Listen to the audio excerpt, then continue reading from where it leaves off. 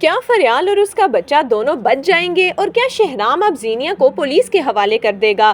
फरियाल काफी उदास बैठी थी कि तभी शहराम की माँ उसके पास आती है और कहती है, फरियाल बेटा तुम इतनी परेशान क्यों हो? जिस पर फरियाल कहती है, आंटी कोई बात नहीं। लेकिन निशात बेगम फरियाल से पूछती हैं कि बेटा तुम मुझे अपनी माँ समझो और जो भी परेशानी है वो मुझसे शेयर करो ताकि हम उसका हल निकाल सकें।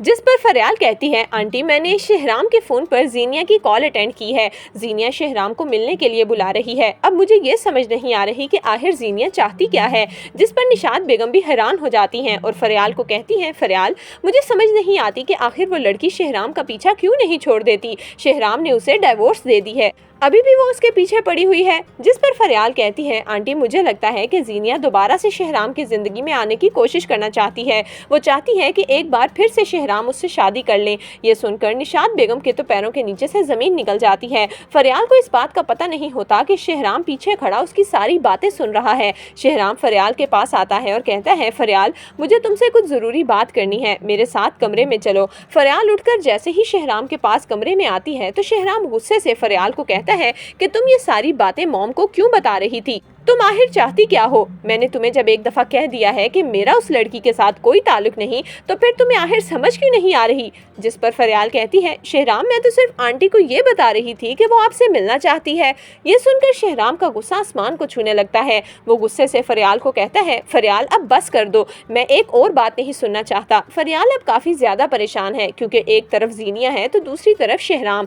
फरियाल अगले दिन ऑफिस जाने के लिए तैयार होती है और जैसे ही वो गाड़ी में बैठकर निकलती है, जीनिया उसका पीछा करना शुरू कर देती है। जीनिया अब किसी पर भी एतबार नहीं कर रही, इसीलिए वो खुद ही शहराम के बच्चे को मारने की प्लानिंग कर लेती है। ड्राइवर बार बार एक गाड़ी को अपना पीछा करते हुए देखता है और काफी ज्यादा परेशान हो जाता है। जीनिया जैसे ही फरियाल की गाड़ी को क्रॉस करने के लिए आगे आती है तो ड्राइवर जीनिया को देखकर हैरान होता है और दिल में सोचता है कि आखिर जीनिया मैम उनका पीछा क्यों कर रही हैं और ये इतनी रफ ड्राइविंग भी कर रही हैं। इतने में जीनिया अपनी गाड़ी फरियाल की गाड़ी के आगे लाती है और फरियाल की गाड़ी का इंतहाई शदीद एक्सीडेंट हो जाता है।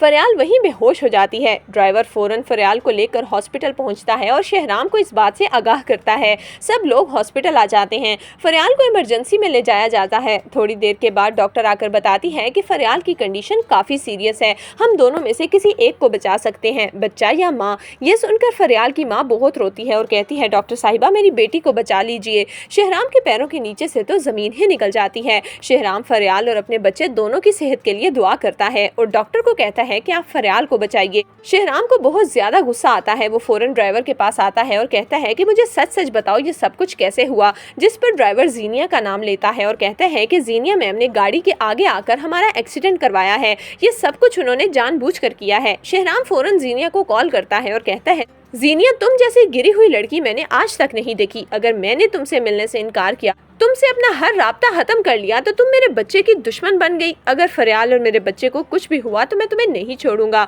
तुम क्या समझती हो कि तुम मेरे बच्चे को मार दोगी, लेकिन मारने वाले से बचाने वाला ज्यादा बड़ा होता है। जीनिया जब शहराम के मुंह से ये सारी बातें सुनती है तो उसके तो औसां हता हो जाते हैं। उसे तो यकीन ही नहीं आता कि शहराम को इन सब बातों का पता है। जीनिया एक बार फिर से झूठ बोलती है और कहती है कि ये सब कुछ उसने नहीं किया, लेकिन शहराम अब उस पर बिल्कुल भी भरोसा नहीं करेगा। तो दोस्तों आपके ख्याल में क्या शहराम को जीनिया को अरेस्ट करवा देना चाहिए? आपकी इस बारे में क्या राय है, हमें कमेंट्स में जरूर दीजिएगा।